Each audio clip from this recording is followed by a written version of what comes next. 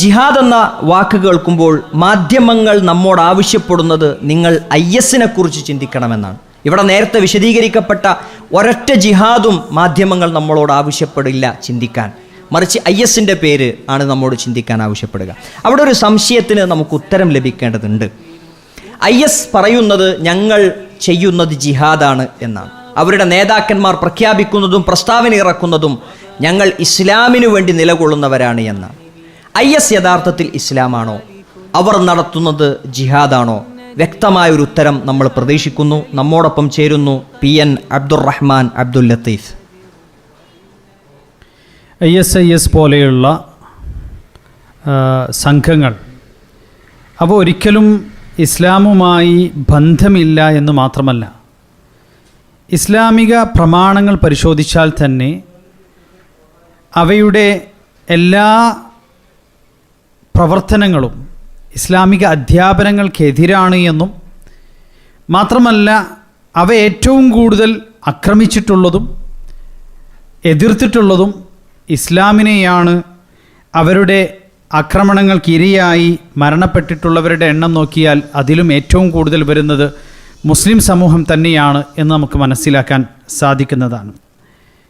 ഈ പറയുന്നതായ ISIS, അൽ-ഖായിദ പോലെയുള്ള സംഘങ്ങൾ അവരുടെ പ്രത്യയശാസ്ത്രങ്ങളുമായി പരിശുദ്ധ ഇസ്ലാമിന് ബന്ധമില്ല എന്നുള്ളത് ഇവിടെ നിങ്ങൾ കേട്ടിട്ടുള്ള പ്രമാണബദ്ധമായ വിശദീകരണത്തിൽ നിന്ന് തന്നെ മനസ്സിലാക്കിയിട്ടുള്ളതാണ്. കാരണം അന്യായമായി അനർഹമായി ഏതൊരു മനുഷ്യൻ്റെ ജീവനെടുക്കുക എന്നുള്ളത് അത് മുഴുവൻ മനുഷ്യകുലത്തെയും വധിക്കുന്നതിന് തതുല്യമാണ് എന്ന് അത്രമാത്രം ഗൗരവത്തോടു കൂടിയാണ് വിശുദ്ധ ഖുർആൻ പഠിപ്പിക്കുന്നത്. ഏതെങ്കിലും ഒരു മനുഷ്യനെ ജീവിതത്തിലേക്ക് കൈപ്പിടിച്ചുയർത്തുക എന്നുള്ളത് അത് മുഴുവൻ മനുഷ്യകുലത്തെയും ജീവിപ്പിക്കുന്നതിന് തുല്യമാണ് എന്നതാണ് പരിശുദ്ധ ഖുർആനിൻ്റെ അധ്യാപനം. അപ്പോൾ അത്തരമൊരു ഘട്ടത്തിൽ ഇങ്ങനെയുള്ള ചെറു സംഘങ്ങൾ രൂപീകരിച്ചുകൊണ്ട് നിരപരാധികളായ ആളുകളുടെ ജീവനോ അതുപോലെ തന്നെ ആളുകളുടെ സമ്പത്തിനോ ഒന്നും തന്നെ വില കൽപ്പിക്കാതെ ഒരു പറ്റം തെമ്മാടിക്കൂട്ടങ്ങളായി അക്രമിക്കൂട്ടങ്ങളായി അവർ അഴിച്ചുവിട്ടുകൊണ്ടിരിക്കുന്നതായ അക്രമങ്ങൾ, തീവ്രവാദ പ്രവർത്തനങ്ങൾ അതിനെ ഒരിക്കലും ഇസ്ലാമിലേക്ക് ചേർത്ത് വെച്ച് കെട്ടാൻ നമുക്ക് സാധിക്കുകയില്ല. ഇവിടെ നമ്മൾ മനസ്സിലാക്കേണ്ടത് ഈ മിഡിൽ ഈസ്റ്റ് ടെററിസം അതിൻ്റെ ഉത്ഭവം പരിശോധിച്ചാൽ തന്നെ അതിൽ നമുക്ക് മനസ്സിലാക്കാൻ സാധിക്കുന്നത് 2008 ജനുവരി 28 ടൈം മാഗസിൻ മിഡിൽ ഈസ്റ്റ് തീവ്രവാദത്തിൻ്റെ തലതൊട്ടപ്പൻ എന്ന പേരിൽ ക്രിസ്ത്യൻ ഓർത്തഡോക്സ് വിശ്വാസിയായ ജോർജ് ഹബഷിനെയാണ് പരിചയപ്പെടുത്തിയത്.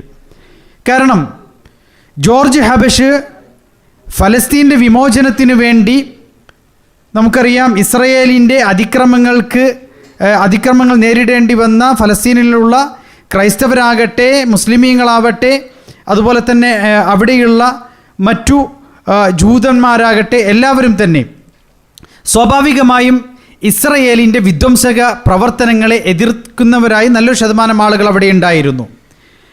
അവരിൽ നിന്നും ഇതിനോടൊരിക്കലും തന്നെ സമരസപ്പെടാൻ സാധിക്കാത്തവരായ ഒരു പറ്റം യുവാക്കൾ ചേർന്നുകൊണ്ട് അതിനെതിരെ സംഘടിപ്പിച്ച സായുധ സമരമാണ് പിന്നീട് പല രൂപത്തിലുള്ള ടെററിസ്റ്റ് മൂവ്മെൻറ്റുകൾക്കും നേതൃത്വം നൽകുന്ന രൂപത്തിലേക്ക് എത്തിയത്.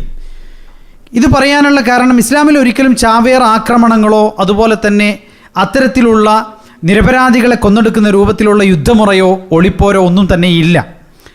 എന്നാൽ അത് ഇൻട്രൊഡ്യൂസ് ചെയ്തത് PFLP എന്ന് പറയുന്ന popular front for the liberation of Palestine എന്ന പേരിൽ ജോർജ് ഹബഷ് അന്നത്തെ ചില ജാപ്പനീസ് റെഡ് ആർമി പോലെയുള്ള കമ്മ്യൂണിസ്റ്റ് തീവ്രവാദ ചിന്താഗതിയിൽ നിലനിന്നിരുന്ന ചില സംഘടനകളുടെ സഹായത്തോടുകൂടി ഉണ്ടാക്കിയിട്ടുള്ള ആ സംഘടനയിൽ നിന്നാണ്. അവർ സ്വാഭാവികമായി ഇസ്രയേലിൻ്റെ അധീനതയിലുള്ള ചില ഫ്ലൈറ്റുകൾ തട്ടിയെടുക്കുകയും ആ ഫ്ലൈറ്റുകൾ ബോംബ് വെച്ച് തകർക്കുകയും അതുപോലെ തന്നെ ഇസ്രയേലിലുള്ള ബെൻഗൂറിയൻ എയർപോർട്ടിൽ ബോംബ് സ്ഫോടനം നടത്തുകയും ചെയ്തുകൊണ്ട് ഇത്തരത്തിൽ പൊതുജനങ്ങളുള്ള ഇടങ്ങളിലും അതുപോലെ തന്നെ അവരുടെ വാഹനങ്ങളിലും മറ്റുമൊക്കെ ബോംബ് വെച്ചുകൊണ്ടും ചാവേർ ആക്രമണങ്ങൾ നടത്തിക്കൊണ്ടും ആളുകളെ ഭയമുനയിൽ നിർത്തിക്കൊണ്ട് ഇത്തരത്തിലുള്ള അതിക്രമങ്ങൾക്ക് മറുപടി നൽകുക എന്ന പേരിൽ ചില തീവ്രവാദ പ്രവർത്തനങ്ങൾ തുടങ്ങി വെക്കുകയാണ്. ഈ തീവ്രവാദ പ്രവർത്തനങ്ങളാണ് ഇന്ന് മിഡിൽ ഈസ്റ്റിൽ കാണുന്നതായ തീവ്രവാദ പ്രവർത്തനങ്ങളുടെ അടിസ്ഥാനം അല്ലെങ്കിൽ അടിത്തറ എന്ന് പറയുന്നത്. അതല്ലാതെ ഒരിക്കലും തന്നെ ഒരു മുസ്ലിമിനെ സംബന്ധിച്ചിടത്തോളം അവൻ്റെ സ്വന്തത്തെ കൊല്ലുക എന്നുള്ളത് നിഷിദ്ധമായ കാര്യമാണ്. യുദ്ധരംഗത്താണെങ്കിൽ പോലും സ്വന്തത്തെ വധിക്കുക എന്നുള്ളത് അവന് അനുവദനീയമായ കാര്യമല്ല. ആരെങ്കിലും സ്വയം വധിച്ചു കഴിഞ്ഞാൽ അവൻ നരകത്തിലാണ് എന്നാണ് മുഹമ്മദ് സ്വല്ലല്ലാഹു അലൈഹി വസല്ലം പഠിപ്പിച്ചത്.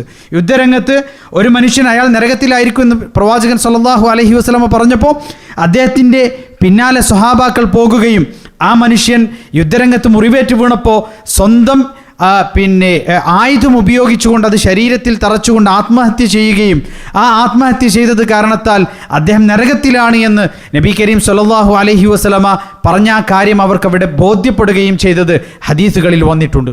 അപ്പോൾ ഒരിക്കലും ഒരു മുസ്ലിമിനെ സംബന്ധിച്ചിടത്തോളം ചാവേർ ആക്രമണം എന്ന് പറഞ്ഞതുപോലും അനിസ്ലാമികമായ കാര്യമാണ്. മാത്രമല്ല ISIS പോലെയുള്ള സംഘടനകളുമായി ബന്ധപ്പെട്ട് ഇസ്ലാമിക ലോകത്ത് പണ്ഡിതന്മാരെന്താണ് പറഞ്ഞിട്ടുള്ളത്? ഇവിടെയാണ് സൗദി അറേബ്യയിലെ ഗ്രാൻഡ് മുഫ്തി അഥവാ അവിടുത്തെ ഏറ്റവും വലിയ ഫത്വ ബോർഡിൻ്റെ നേതൃത്വം നൽകുന്ന പണ്ഡിതനായ ഷെയ്ഖ് അബ്ദുൽ അസീസ് ആൽ ഷെയ്ഖ് അദ്ദേഹം പറയുകയാണ്, ഐസിസ് ഇസ്ലാമിൻ്റെ ഒന്നാമത്തെ ശത്രുക്കളാണ്. വിളകളും അതുപോലെ തന്നെ ജീവനും സർവ്വതും നശിപ്പിക്കുന്ന നശീകരണ ചിന്താഗതിയും തീവ്രവാദ മനോഭാവവുമുള്ള ഇത്തരം പ്രസ്ഥാനങ്ങൾക്ക് ഇസ്ലാമുമായി യാതൊരു ബന്ധവുമില്ല. ഐസിസ് ആകട്ടെ അൽ ഖായിദയാകട്ടെ അവരുടെ ആശയങ്ങൾ, പ്രവർത്തനങ്ങൾ ഇവയെല്ലാം പരിശോധിച്ചാൽ അവരുടെ ആദ്യത്തെ ഇരകൾ മുസ്ലിമീങ്ങളാകുന്നു എന്ന് മാത്രമല്ല അവരാകുന്നു ഇസ്ലാമിൻ്റെ ഒന്നാമത്തെ ശത്രുക്കൾ. 2014 ഓഗസ്റ്റ് 19 അഥവാ ഐസിസ് എന്നുള്ളതൊക്കെ എന്താണ് എന്ന് പോലും ലോകം കൃത്യമായി മനസ്സിലാക്കുന്നതിന് മുൻപ് നമ്മുടെ നാട്ടിൽ പോലും ചില വിപ്ലവ പ്രസ്ഥാനങ്ങൾ അത്തരത്തിലുള്ള ആളുകളെ വലിയ നവോത്ഥാന മുന്നേറ്റത്തിൻ്റെ ആളുകളൊക്കെയായി ചിത്രീകരിക്കുന്ന ഒരു സാഹചര്യമൊക്കെ നമ്മൾ കണ്ടിരുന്നു. അപ്പോൾ അത്തരത്തിലുള്ള പ്രസ്താവനകൾ പോലും വരുന്ന കാലഘട്ടത്തിൽ മുസ്ലിം പണ്ഡിതന്മാർ ഇതിനെ എതിർത്തിട്ടുണ്ട് എന്നുള്ളതാണ് നമ്മൾ മനസ്സിലാക്കേണ്ടത്.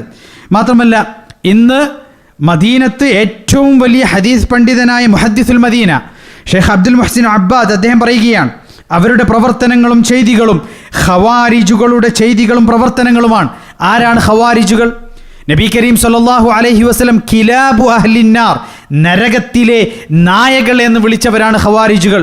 മാത്രമല്ല ശർറു ഖത്ല തഹ്ത അദീമിസ് സമാ, ഈ ആകാശത്തിന് ചുവട്ടിൽ വെച്ച് കൊല്ലപ്പെടുന്നവരിൽ വെച്ച് ഏറ്റവും നികൃഷ്ട ജീവികളായ ആളുകൾ എന്ന് പ്രവാചകൻ സല്ലല്ലാഹു അലൈഹി വസല്ലമ വിശേഷിപ്പിച്ചത് ഇത്തരം വിധ്വംസക പ്രവർത്തനങ്ങൾ നടത്തുന്നവരെയാണ്.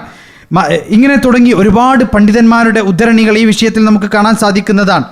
ഇതുകൊണ്ട് തന്നെയാണ് 34 ഇസ്ലാമിക രാഷ്ട്രങ്ങൾ ചേർന്നുകൊണ്ട് അവരുടെ പിന്തുണയോടുകൂടി ISIS-നും അതുപോലെ തന്നെ സമാന തീവ്രവാദ പ്രവർത്തനങ്ങൾക്കുമെതിരിൽ സൗദി അറേബ്യയുടെ നേതൃത്വത്തോടുകൂടി നോർത്ത് തണ്ടർ എന്നുള്ള പേരിൽ ഒരു സൈനിക മുന്നേറ്റം തന്നെ നടക്കുകയുണ്ടായിട്ടുണ്ട്. നേരത്തെ നമ്മൾ മനസ്സിലാക്കി എന്താണ് ജിഹാദ് എന്ന് പറയുന്നത് എന്ന്. അതിൽ സൈനിക മുന്നേറ്റങ്ങളുണ്ട് എന്ന് നമ്മൾ പറഞ്ഞു. അവിടെയാണ് തീവ്രവാദ വിധ്വംസക പ്രവർത്തനങ്ങൾക്കെതിരിൽ കൃത്യമായ ഭരണകർത്താക്കളുടെ നേതൃത്വത്തോടുകൂടി 34 ഇസ്ലാമിക രാഷ്ട്രങ്ങൾ ചേർന്നുകൊണ്ട് ഇത്തരത്തിലുള്ള ആളുകൾക്കെതിരിൽ സൈനിക മുന്നേറ്റം തന്നെ നടത്തിയിട്ടുണ്ട് എന്നുള്ളത് നമുക്ക് കാണാൻ സാധിക്കുന്നതാണ്. അതുകൊണ്ട് ISIS അൽ ഖായിദ തുടങ്ങിയ ആളുകൾക്ക് ഇസ്ലാമുമായി യാതൊരു ബന്ധവുമില്ല. മാത്രമല്ല മദീനയിൽ നമുക്കറിയാം, മദീനത്തെ പള്ളി എന്ന് പറയുന്നത് മുസ്ലിമീങ്ങൾക്ക് അങ്ങേയറ്റം വിലപ്പെട്ട, അങ്ങേയറ്റം സ്ഥാനം കൽപ്പിക്കുന്നതായ ഒരു പള്ളിയാണ് അല്ലേ? പ്രതിഫലം ആഗ്രഹിച്ചുകൊണ്ട് സന്ദർശിക്കാൻ സാധിക്കുന്ന 3 സ്ഥലങ്ങൾ, അതിലൊന്നാണ് മദീനത്തെ പള്ളി എന്ന് പറയുന്നത്. ആ മദീനത്തെ പള്ളിയിലേക്ക് പരിശുദ്ധ റമദാനിൽ ബോംബ് ആക്രമണം നടത്താൻ വേണ്ടി മുന്നോട്ട് വന്ന ദാഇഷിന്റെ ആളെ, ISIS-യുമായി ബന്ധപ്പെട്ട അൽ ഖായിദയുടെ പ്രത്യയശാസ്ത്രവുമായി ബന്ധപ്പെട്ട് നിലകൊള്ളുന്ന ഒരു വ്യക്തിയെ അവിടുത്തെ സുരക്ഷാ ഉദ്യോഗസ്ഥരുടെ ജീവൻ പോലും നഷ്ടപ്പെടുത്തിയാണ് അവരന്ന് അവിടെ സാധാരണക്കാരായ ജനങ്ങളെ രക്ഷിച്ചത്. അപ്പോൾ ഇത്തരത്തിലുള്ള പ്രവർത്തനങ്ങൾ നടത്തുന്നവർക്ക് എങ്ങനെ ഇസ്ലാമുമായി ബന്ധമുണ്ടാകും? അവിടെ നമ്മൾ മനസ്സിലാക്കേണ്ടത് അവർ കൊന്നൊടുക്കിയിട്ടുള്ള ആളുകളെ പരിശോധിച്ചാൽ അതിൻ്റെ ഇരകൾ മുസ്ലിമീങ്ങളാണ്.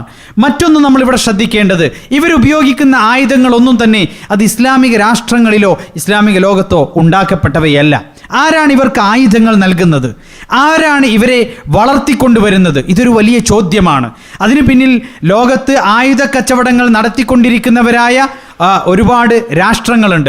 പാശ്ചാത്യ ലോകത്ത് നിന്ന് അനവധി വെളിപ്പെടുത്തലുകൾ അവരുടെ ഭാഗത്ത് നിന്ന് തന്നെ ആരൊക്കെയാണ് ഇത്തരത്തിലുള്ള വിധ്വംസക പ്രവർത്തനങ്ങൾ നടത്തുന്ന ഗ്രൂപ്പുകളുടെ പിന്നാലെയുണ്ടായിരുന്നത്, അതിന് പിന്നിൽ പ്രവർത്തിച്ചവർ എന്ന് പല വെളിപ്പെടുത്തലുകളും വന്നത് നമ്മൾ കണ്ടതാണ്. ടോണി ബ്ലെയർ പോലെയുള്ള ആളുകൾ എങ്ങനെയാണ് അൽ-ഖായിദ പോലെയുള്ള ISIS പോലെയുള്ള സംഘങ്ങൾ രൂപീകരിക്കപ്പെടുന്നതിൽ പാശ്ചാത്യ ലോകം വഹിച്ച പങ്ക് എന്ത് എന്നുള്ളത് വെളിപ്പെടുത്തിയത് നമ്മളൊക്കെ കണ്ടതാണ്. അപ്പം അതുകൊണ്ട് തന്നെ അവർക്ക് ആയുധങ്ങൾ നൽകുന്നവരും അവരുടെ ഇത്തരം വിധ്വംസക പ്രവർത്തനങ്ങളെ പരിപോഷിപ്പിക്കുകയും ഒക്കെ ചെയ്യുന്നത് അതിൽ സാമ്പത്തികമായും രാഷ്ട്രീയപരമായും ലാഭം കാണുന്ന ചില ആളുകളാണ്.